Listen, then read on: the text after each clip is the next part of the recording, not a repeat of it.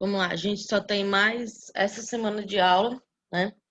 Tem a aula de hoje, tem outra aula amanhã e quinta-feira a gente finaliza o conteúdo, tá? Então, vocês têm até quinta-feira para entregar o trabalho e as atividades. Hoje eu não vou passar atividade, eu vou passar atividade amanhã, já que a gente finaliza o conteúdo do sistema nervoso. Não adianta eu passar hoje, né? Então, eu vou passar amanhã, tá? E na quinta-feira eu recebo tudo até meio-dia, tá certo? Tudo por e-mail, tá? Não é para ir deixar nada lá no grau. É para enviar tudo por e-mail.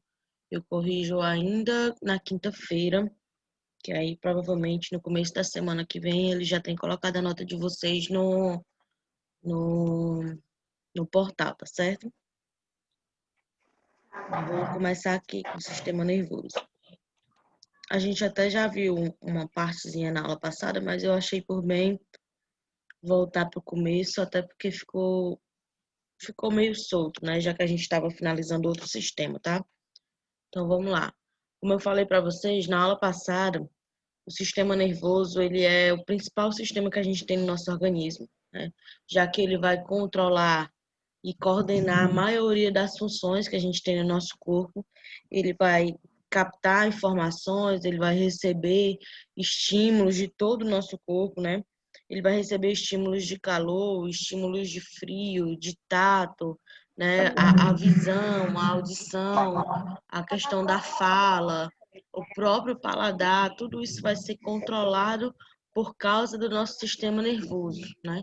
E tem algumas funções no nosso organismo que só acontecem por causa do sistema nervoso. Por exemplo, o ato da gente respirar, né? Tem alguém com o microfone ligado e está conversando aí, tá? Por gentileza, se não for para fazer pergunta ou para participar da aula, desliguem os microfones, tá? Então, as funções do nosso sistema digestivo, por exemplo, a gente não tem como controlar, né? Depois que a gente engole o alimento, não tem como eu dizer para ele voltar, né? Volte para minha boca, não vai acontecer, porque o sistema nervoso, nesse momento, ele já ativa as glândulas do nosso corpo, as glândulas que vão participar aí do nosso processo digestório, e elas vão fazer aí o seu papel de finalizar esse processo digestivo, tá? Isso vai acontecer no sistema respiratório, vai acontecer em todos os outros sistemas. Ele vai controlar todos os outros sistemas, tá? Eu também falei na aula passada, essa parte a gente já chegou a ver, que o sistema nervoso, quando a gente vai estudar, né, essa parte anatômica, a gente vai dividir ele em duas partes, né? A gente tem o sistema nervoso central e o sistema nervoso periférico. O sistema nervoso central vai ser formado aqui pelo cérebro, né, todo o encéfalo, na verdade, o tronco encefálico, cerebelo e medula espinhal, tá? Então ele vai ser formado por tudo que está guardado dentro do esqueleto axial, né? Pelo crânio e pelas vértebras, tá certo? Tudo que está guardado dentro dessas estruturas é o que vai formar o sistema nervoso central. Então, o encéfalo e a medula espinhal, tá certo? E o sistema nervoso periférico, que vai ser formado pelos nervos cranianos, que a gente vai conhecer na aula que vem. São estruturas que a gente já vai até conhecer, na verdade, falar de algumas delas hoje, mas a gente só vai ver mesmo em sua totalidade na aula que vem, tá? E os nervos espinhais e pelos gânglios. Aí vamos lá. Tudo que está aqui dentro do, do, do encéfalo, né, vai formar o sistema nervoso central, com exceção dos nervos cranianos, que os nervos cranianos vão fazer parte do sistema nervoso periférico, tá? Mas eles estão localizados aqui, na verdade, nessa região aqui, ó. Mas a gente vai entender isso bem direitinho. Aí, antes da gente estudar separadamente as estruturas do cérebro mesmo, vamos ver aqui o neurônio, né? Quem são os neurônios? Por que eles neurônios, tá? O neurônio vai ser essa estrutura aqui, certo? Isso aqui são outras imagens, a gente vai já falar sobre elas, mas é essa estrutura aqui, tá bom? Eles são a célula funcional do nosso sistema nervoso, tá? Elas, no caso, o neurônio vai ter a função de conduzir o que a gente chama de impulso nervoso, certo? Impulsos nervosos. Mas elas não são. O neurônio não é a única célula que tem no nosso sistema nervoso. A gente tem várias outras células, né, que são o que a gente chama de células da glia, tá? Que a gente também vai conhecê-las somente na aula que vem, tá certo? Mas mesmo que a gente tenha essas várias outras células compondo o sistema nervoso, o neurônio vai ser a principal. Por que que ela vai ser a principal? Porque é o que a gente é por onde vai passar o impulso nervoso, é por onde vai acontecer esse processo de passagem de informação, tá? Elas são as mais conhecidas e por isso são consideradas as principais. Porém, existem outras células que também constituem esse sistema, tá bom? Daí a gente vai dividir aqui o sistema nervoso em 3 partes básicas, tá? O corpo celular, os dendritos e o axônio. Corpo celular é essa região aqui, redondinha, tá? Vai ficar, é onde fica localizado o núcleo dessa célula. Eu não sei se vocês lembram, mas eu falei para vocês sobre o neurônio quando a gente estava estudando o sistema reprodutor masculino, né? Que eu estava falando para vocês que a maioria das nossas células tem essa representaçãozinha redondinha, em que as organelas ficam guardadas lá dentro, mas que o espermatozoide, na época eu estava falando do espermatozoide, né? Ele tinha é, é, como é que eu posso dizer, ele se mostrava diferente para a gente, né? Porque a parte do núcleo e das organelas era uma bolinha, mas lá no final da célula, as mitocôndrias dessa célula, por exemplo, ficavam nessa região, tá? Então, o neurônio, ele também é diferente, tá certo? Porque ele não é redondinho, ele vai ser diferente porque ele vai ter outras estruturas, tá? Não vai ser só aqui a célula redondinha, tem outras estruturas para formar aqui o neurônio, tá bom? Então, aqui no corpo celular é onde vão ficar os neurônios e a maioria das organelas, tá? Mas as mitocôndrias, por exemplo, elas ficam aqui no finalzinho do axônio, tá? Então, é uma célula diferenciada, é uma célula específica desse sistema, tá? Esse formatozinho redondinho aqui, ele também pode variar, tá? Se a gente pesquisar na internet, normalmente a gente vai encontrar esse formatozinho oval, mas existem neurônios que têm o formatozinho estrelado ou que tem o formato triangular, tá? Mas na internet mesmo, se vocês forem pesquisar, a maioria dos que vocês vão encontrar vai ser assim, redondinho, tá bom? Aí os dendritos são essas ramificações aqui que ficam ligadas ao corpo celular, tá certo? Elas são responsáveis por receber o estímulo nervoso de um outro neurônio, tá? E a gente tem o axônio, certo? O axônio é toda essa região aqui. Essa região vai ser responsável por transmitir o impulso nervoso para outras estruturas, na verdade, para outras células, que podem ser um outro neurônio, como também podem ser uma glândula ou podem ser um músculo, tá? E vamos lá. Essa extensão, que são os dendritos, elas recebem as informações de outro neurônio. O axônio, que é toda essa região, eles passam informações para outro neurônio, tá? Já deixa aí bem anotadinho, separadinho. Os dendritos recebem as informações, os axônios passam as informações, tá? Então, o axônio, obviamente, né, visivelmente, ele é mais longo do que os dendritos, tá certo? E eles podem atingir, dependendo do local do nosso corpo, ou dependendo da espécie animal que tem essa célula, né? Ele podem atingir até 1 metro de comprimento, tá bom? E em alguns neurônios, já deixo claro que não são todos os neurônios que a gente tem no nosso corpo, mas em alguns deles a gente tem a bainha de mielina, tá? Bainha de mielina vai ser uma capa que vai revestir aqui o axônio.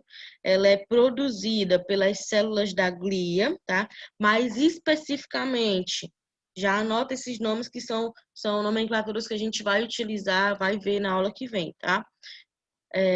Enfim, especificamente pelos oligodendrócitos, no sistema nervoso central, e pelas células de Schwann no nosso sistema nervoso periférico. O importante a gente saber aqui é sobre a bainha de mielina. Na aula que vem eu vou conversar com vocês sobre essas outras células, tá?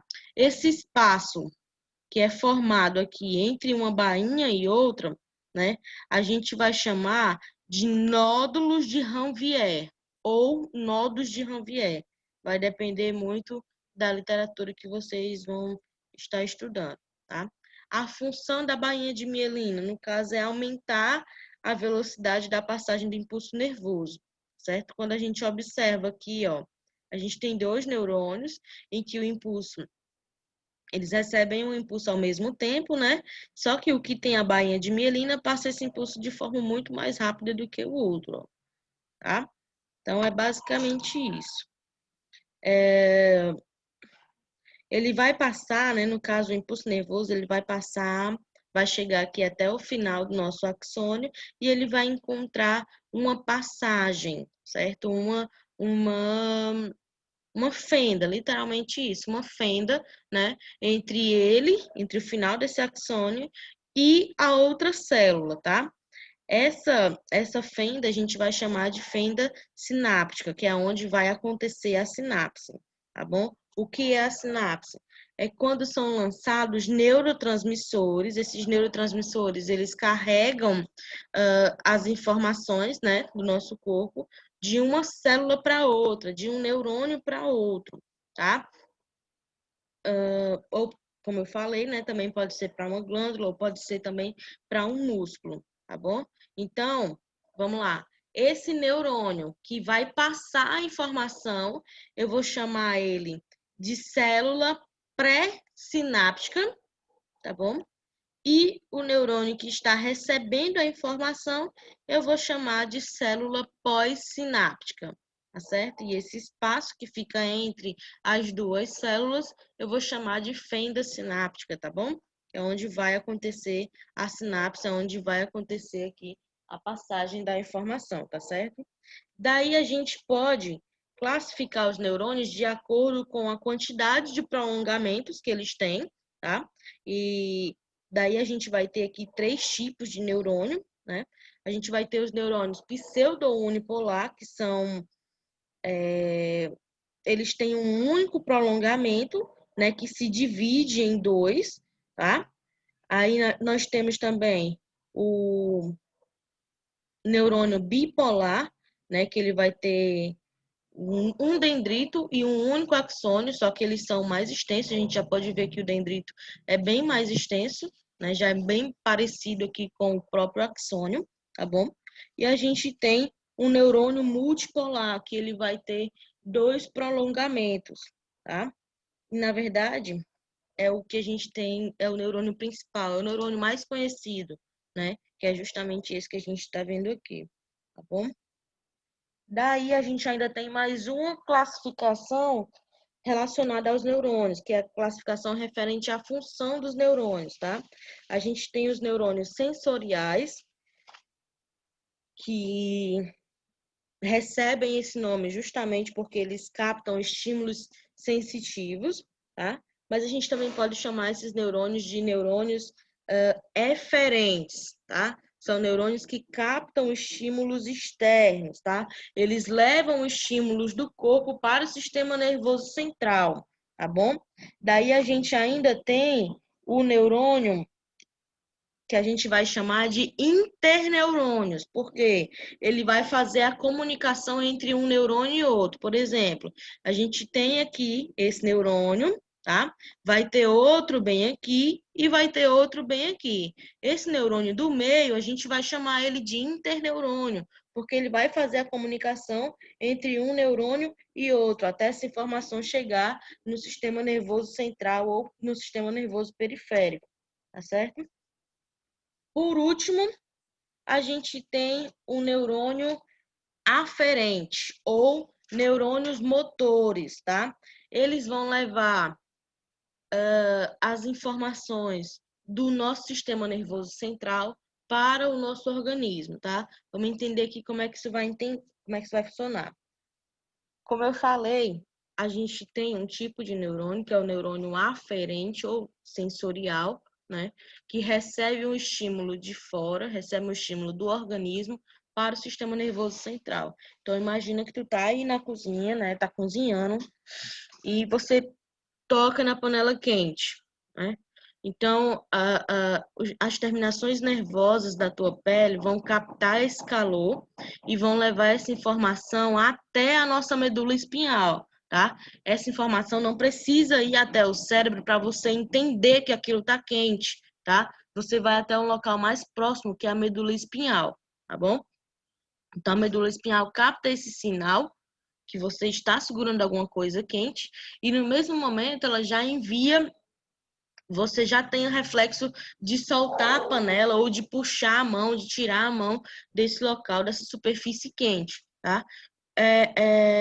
A gente vai chamar esse reflexo de arcorreflexo, tá? Eu separei um videozinho aqui para vocês visualizarem. Aí esperem só um minuto enquanto eu coloco, tá? Se vocês não estiverem vendo o vídeo, vocês avisem no chat, tá certo?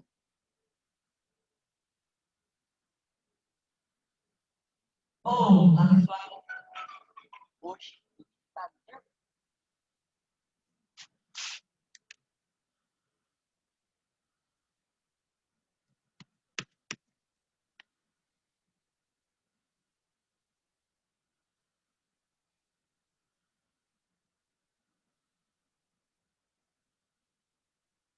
Só ver como é que eu faço aqui para apresentar esse vídeo para vocês. Espera aí. Deixa eu fechar essas páginas.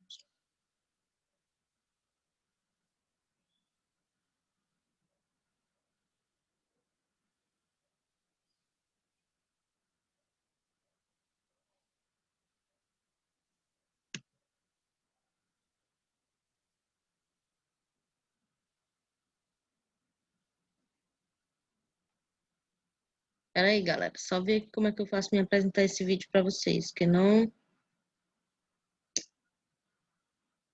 tá aparecendo a opção.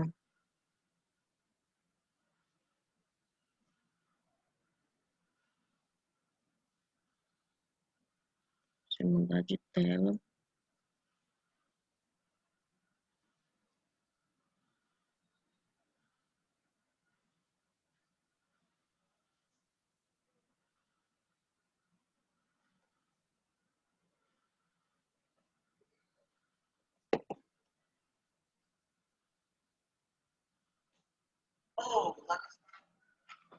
Vocês estão conseguindo visualizar essa tela do vídeo, então?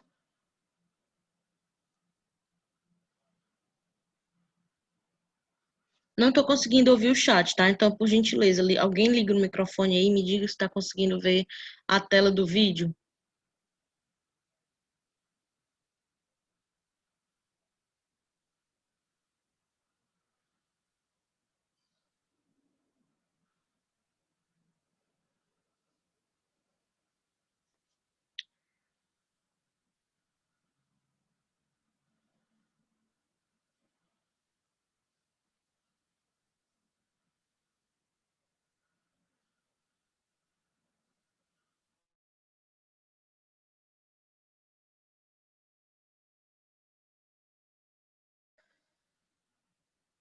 Ah, de boa, galera. Eu acho que não vai dar para vocês verem o vídeo, tá? Então eu envio para vocês pelo WhatsApp, tá certo?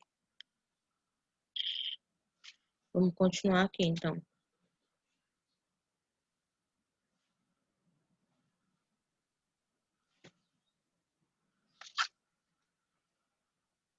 Então, já que a gente já conhece o neurônio, agora a gente já conhece, né, a principal célula do nosso sistema nervoso, vamos entender aqui, vamos começar a estudar o sistema nervoso central, tá? Como eu falei para vocês, o sistema nervoso central é a parte do nosso sistema nervoso que vai ser protegido pelo esqueleto axial, tá? Toda a estrutura do encéfalo vai ser protegida pela nossa caixa craniana E a medula espinhal vai ser protegido pela coluna vertebral, tá? Ele vai ser responsável por interpretar informações relacionadas aos nossos sentidos, né? Que no caso são a audição, a visão, o olfato, o paladar e o tato, tá? Todas essas informações vão ser interpretadas, né, pelo encéfalo, que é essa região aqui, tá? E pela medula espinhal, certo? Aí, vamos ver aqui o que é o encéfalo. Na verdade, todas essas estruturas que são guardadas pela nossa caixa craniana vai ser o encéfalo, tá certo? Tudo que está dentro do nosso crânio é o encéfalo e ele é constituído por várias fibras nervosas, na verdade, por várias células nervosas, tá bom? E vai ser dividido aqui em lobos, tá? A gente vai ter aí o lobo frontal, que é responsável pelos movimentos, comportamento, né? As emoções, as decisões que a gente toma e pelo humor, tá? A gente tem o lobo parental, tá certo? Que vai ser responsável pela lógica, pelas sensações, o que a gente aprende na escrita, o que a gente aprende durante as leituras, tudo vai ficar armazenado aqui na região parietal, tá? Aí a gente tem o lobo temporal, que vai ser responsável pela linguagem, a compreensão, né? Vai guardar aqui o que a gente aprende durante a nossa vida, então é responsável pela memória e pela audição, tá certo? Tem o lobo occipital, que é responsável pela visão, e o cerebelo, que é responsável pelo nosso equilíbrio, tá? Aí vamos entender aqui. No videozinho que eu vou mandar para vocês, tem até falando sobre o quão importante é essa região do nosso corpo, tá? Tem um experimento que foi feito na verdade, não foi um experimento feito, né? Houve um acidente em uma fábrica e um dos funcionários dessa fábrica teve uma barra de ferro, né, que atravessou que essa região do lobo frontal desse funcionário. Eles conseguiram retirar essa barra de ferro e ele continuou vivendo normalmente. O que foi observado é que antes do acidente, esse funcionário era um funcionário prestativo, era um funcionário que se dava bem com todo mundo, né, que estava em ascensão dentro da empresa, e depois do acidente ele se tornou um cara irritado, tá? Era um cara que já não tinha mais paciência com ninguém, era um cara que já brigava, ele era agressivo. Por quê? Porque o nosso lobo frontal, ele vai controlar as nossas emoções, ele vai controlar também as nossas decisões, tá? É aqui onde a gente vai guardar o que a gente entende por senso moral, né? É o que a gente aprendeu do que é certo e o que é errado. Então, a partir desse momento, para ele já não existia mais isso, tá? Vocês também vão ver outro caso acho que se eu não me engano, era um professor, não tenho muita certeza disso, mas que ele também sofreu um dano aqui no lobo frontal, na verdade era um tumor que ele tinha, né? E de uma hora para outra ele começou a ter atitudes relacionadas à vida sexual dele que não eram muito comuns. Na realidade, ele também desenvolveu. Não é que ele desenvolveu, gente. Isso acho que isso era uma coisa que já era intrínseca dele e que meio que o senso comum dele, né? O senso moral dele travava isso e ele não era um pedófilo antes desse tumor, mas depois do tumor ele se tornou um pedófilo, né? Porque ele já não tinha mais essa barreira do que era certo e o que era errado para ele, isso não existia mais, entendeu? Então, enquanto ele estava com o tumor, ele não tinha essa barreira e ele se tornou um pedófilo, né, durante o tumor. Daí foi feita a remoção desse tumor e ele ficou super de boa de novo. Já estava preso, né, mas ficou super de boa de novo e depois ele começou novamente a ter comportamentos estranhos. Quando foram olhar, lá estava outro tumor na mesma região do cérebro, tá? Então, é de certa forma interessante, mas ao mesmo tempo é assustador, né?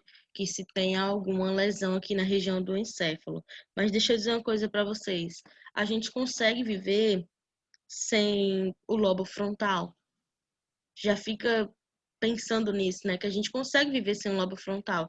Claro que a gente não vai ser a mesma pessoa, né? A gente vai ter algumas alterações no nosso comportamento, mas a gente consegue viver sem ele. A gente também consegue viver sem outros lobos, né? Óbvio que a gente vai ter algum dano causado à nossa vida, né? Referente à falta desse lobo, mas a gente consegue viver, né? Ó, o cérebro consegue manter as funções desse outro lobo, mas ele não vai manter da mesma maneira que ele mesmo faria, tá? Aí vamos lá. As meninges. Na aula passada eu também cheguei a falar com vocês sobre as meninges, tá? Que eu disse que o cérebro ele é recoberto por três membranas que vão fazer o papel de proteger o nosso cérebro, proteger todo o sistema nervoso central. Na realidade é isso, não só o cérebro, mas todo o sistema nervoso central. Tá? Então, encéfalo e medula espinhal vão ser protegidos por três membranas. Essas membranas são a pia mater, a aracnoide e a dura mater, tá? A pia mater vai ser a camada mais interna, a aracnoide é a camada intermediária, né? E a dura mater é a camada mais externa, tá? Ela fica colada no periósteo dos ossos do crânio, né? E diferente, existe uma diferença aqui entre a dura mater do que vai proteger o encéfalo e a dura mater que vai proteger a medula espinhal, tá? A dura mater que protege o encéfalo, ela fica colada ao periósteo dos ossos do crânio, e a dura mater que protege a medula espinhal, ela fica separada das vértebras, ela fica separada desse periósteo, tá? Isso vai criar um espaço que a gente vai chamar de espaço epidural, tá bom? Que é onde a gente vai encontrar algumas veias, tecido adiposo, a gente também vai encontrar tecido conjuntivo nesse espaço epidural, que é um espaço formado entre o periósteo dos ossos das nossas vértebras, tá? E a dura mater, que é a camada mais externa das meninges, tá bom? A aracnoide, como eu falei para vocês, é a segunda camada, é a camada intermediária, né? Daí a aracnoide ela vai ser formada por duas membranas, tá certo? E só para deixar claro, ela é uma membrana sem vascularização, tá? Não passa artérias nem veias aqui nessa região, tá bom? Aí vai ter uma membrana, que é essa daqui, ó, que fica em contato com a dura mater, e tem essa outra região que fica em contato com a pia mater, tá? Essa região que fica em contato com a pia mater, ela é feita com essas traves, né? Na verdade, parece meio uma teia de aranha, se assemelha a uma teia de aranha, por isso que a gente chama de aracnoide, tá bom? E é aqui, né, no espaço subaracnoide, na verdade, entre a aracnoide e a pia mater, que vai percorrer o líquido céfalo-raquidiano, tá? A gente conversa já sobre esse líquido, vamos continuar aqui, vendo as meninges. Aí a gente tem a pia mater, que vai ser a camada mais interna, tá? É a parte mais vascularizada dessas meninges, que vai receber aí as veias e as artérias para manutenção, para nutrição das três meninges, tá bom?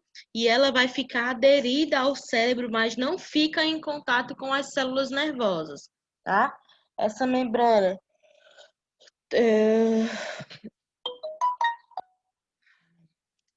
essas membranas.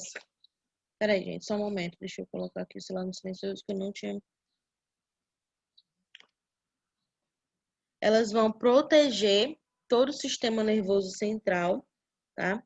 E só para deixar claro, para deixar bem claro, porque é uma dúvida que fica em todas as outras turmas, mesmo que eu fale e refale e repita, ainda chegam perguntando a mesma coisa. Gente, recobre todo o sistema nervoso central. Então, vai recobrir tanto o cérebro, encéfalo total, toda a região que está dentro do crânio, como toda a medula espinhal, tá? Vai recobrir toda essa estrutura aqui, ó. Não é só isso aqui, tá? Vai recobrir toda essa estrutura. Aí vamos aqui ver o líquido céfalo-raquidiano, tá? Esse líquido, que a gente também pode chamar de líquor ou de fluido cérebro-espinhal, ele é um líquido incolor, que, como eu falei no slide anterior, ele fica no espaço subaracnoide, ou seja, ele fica no espaço formado entre a membrana aracnoide e a membrana pia mater, tá? E é basicamente uma solução salina que vai servir como amortecedor. Amortecedor para quê? Para traumas, né? Olha nessa animaçãozinha que eu coloquei. Existem alguns movimentos que a gente faz com a nossa cabeça que faz com que o nosso cérebro literalmente balance dentro da nossa cabeça, tá? Então, esse líquido, ele vai servir para proteger, né, contra lesões que sejam causadas por causa desse movimento dentro da nossa cabeça, tá bom?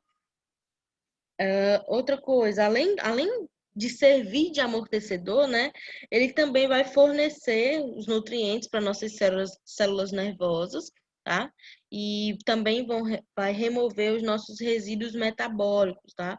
Eu já expliquei para vocês o que são esses resíduos metabólicos, né? Que a realidade é que as nossas células, elas pegam a glicose que a gente se alimenta, os eletrólitos, elas pegam tudo que constitui ali o nosso sangue e quando elas terminam de fazer o processo de respiração celular, digestão celular, enfim, elas jogam para fora um resíduo e esse resíduo precisa ser retirado do nosso corpo. Aqui no caso do sistema nervoso, quem vai fazer esse papel é o líquido céfalo-raquidiano, tá?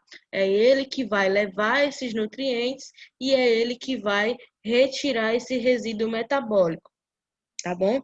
Mas isso não quer dizer que a gente não tenha vascularização no nosso cérebro, tá? Muito pelo contrário. Quando a gente estava estudando o sistema circulatório, eu falei para vocês sobre o polígono de Willis, né? Que é um enovelado de vasos, de artérias que vão também ter esse papel de nutrir o nosso cérebro, tá bom? Então, pronto, é basicamente isso aqui, tá? As divisões do encéfalo. Vamos lá. Além do cérebro, eu também cheguei a falar isso para vocês na aula passada, o encéfalo vai ser constituído de várias outras regiões, tá? A gente vai ter o hipotálamo, a hipófise, o tálamo. São regiões que a gente até já conhece porque a gente conversou sobre elas durante o estudo do sistema endócrino, tá? Mas vamos lá. É basicamente o diencéfalo, né? E o diencéfalo, ele é formado pelo tálamo, essa região aqui central, tá, gente? O tálamo, hipotálamo, epitálamo e hipófise, tá? E a gente tem aqui o que a gente chama de encéfalo mesmo, né? Que a gente quer chamar de cérebro, né? Que é o telencéfalo, na verdade, tá bom? Daí tem cerebelo e o tronco encefálico, tá? O tálamo, que é essa região, ele é formado por massa cinzenta, tá bom? E ele vai redirecionar aí para todas as regiões do nosso cérebro, na realidade, os impulsos sensitivos, impulsos sensoriais, né? Então, impulsos de visão, impulsos de tato, de paladar, são captados aqui pela região do tálamo, com exceção dos impulsos auditivos, tá? Todos os outros sentidos a gente vai captar através do tálamo, tá bom? Aí tem o hipotálamo, né? Que fica aqui nessa região aqui abaixo do tálamo, tá certo? E nós temos a hipófise, que a gente já conhece as funções, né? A gente já sabe que ele sintetiza e secreta alguns hormônios, né? A gente já sabe que ele também vai atuar na regulação da nossa frequência cardíaca, na temperatura do nosso corpo, a regulação dos nossos níveis hídricos através do efeito do hormônio antidiurético. A regulação da fome também vai se dar aqui por meio da hipófise, a regulação do sono, que eu não sei se vocês lembram, mas a gente conversou sobre os ciclos circadianos, quando a gente estava estudando o hipotálamo, né? A gente também conversou sobre o sistema límbico, né, que vai atuar aí no controle das nossas emoções e no controle das nossas atividades sexuais, né? Então, também vai ser o hipotálamo que vai responder aos nossos estímulos táteis, né? Vai responder pela excitação dos nossos receptores táteis lá nos nossos órgãos genitais, tá? Vai atuar no sistema límbico, como eu já falei, e vai responder aos estímulos emocionais, como raiva, medo, dor e prazer, tudo vai ficar localizado aqui somente nessa região do hipotálamo, tá? E também coordena as funções endócrinas, porque a partir dele, né, o hipotálamo ele vai secretar alguns hormônios que vai fazer com que a hipófise secrete outros hormônios. Aí, quando a hipófise secreta seus hormônios, esses hormônios vão ser levados pela corrente sanguínea até outras glândulas que também vão secretar os seus hormônios. Então, enfim, essa questão de hormônio a gente já conhece, a gente já estudou, vocês já sabem como é que acontece, eu não preciso ficar me prendendo nisso, tá? Nem vou, na realidade. Então, o hipotálamo, ele fica aqui logo abaixo do tálamo e ele tem várias funções. Uma das mais importantes a gente já sabe que é justamente regular os hormônios e vai atuar em todas essas outras áreas do nosso corpo, né? Tanto nas áreas sexuais como nas áreas relacionadas a sono, alimentação, enfim. Várias atividades, né, que a gente desempenha, que o nosso corpo desempenha, são coordenadas aqui pelo hipotálamo, tá? Aí vamos lá. Visto o tálamo, hipotálamo, a gente tem telencéfalo, corpo caloso, são estruturas que a gente também vai ver, tá? Mas vamos aqui para o tronco encefálico, tá certo? O tronco encefálico, ele fica aqui na base do nosso cérebro, né? E ele conecta essa região do encéfalo com a medula espinhal, tá? Ele vai fazer o controle, só essa região aqui, tá certo, gente? Ó, onde a gente tem mesencéfalo, ponte e bulbo, só essa região aqui, tá? Ele vai controlar os nossos sinais vitais, também vai controlar nosso ciclo de sono e vigília, tá? E também vai controlar o nosso sistema respiratório e cardiovascular, tá? Também vai ser nessa região que fica a maioria dos nervos cranianos, tá? A maioria dos nervos que a gente vai estudar na aula que vem ficam localizados nessa região, tá certo? A gente vai até falar o nome de algum deles hoje, mas vocês vão ver que são nomes bem complexos e que vocês vão realmente preferir anotar só quando chegar na aula que vem, porque são complexos de verdade, tá? E por causa desses núcleos, né, desses nervos cranianos que ficam nessa região, eles vão facilitar aí a comunicação entre o cérebro e a medula espinhal, tá? Também facilita, né, essa região aqui também vai facilitar a comunicação entre o cerebelo, que é essa região aqui, e o próprio encéfalo, tá bom? Então, uma curiosidade aqui sobre o tronco encefálico é que quando o paciente ele está em estado vegetativo, ele está em coma, né? Vai ser justamente o tronco encefálico que vai manter os órgãos funcionando, né? Para fazer aí uma possível doação de órgão. Mas mesmo quando essa doação de órgão já não é mais viável, quando só tem aquele estado vegetativo que o paciente fica lá mesmo deitado, sem fazer nada, né? É o tronco encefálico que mantém esse paciente vivo, tá? O encéfalo aqui já não funciona mais. Já houve a morte cerebral, ele já não responde a outros estímulos, mas o corpo vai continuar funcionando por causa do tronco encefálico, tá certo? Daí a gente vai ver aqui a divisão, né, do tronco encefálico. Na verdade, já mostrei para vocês no slide anterior, perdão, que é o mesencéfalo, a ponte, que é essa região amarelinha, e o bulbo, tá? O mesencéfalo, tá marcadinho aqui em vermelho, e é justamente essa região aqui, né? É a porção superior do tronco encefálico. Ele fica entre a ponte e o tálamo, né? Dá pra gente visualizar aqui, que a gente tem aqui a região do tálamo, e aqui o mesencéfalo acima da ponte e abaixo do tálamo, tá? E ele desempenha um papel muito importante no movimento dos olhos, tá? E no processamento também de estímulos visuais e de estímulos auditivos, tá bom? Também vai atuar aí no sistema de estado de alerta e na regulação da temperatura, tá?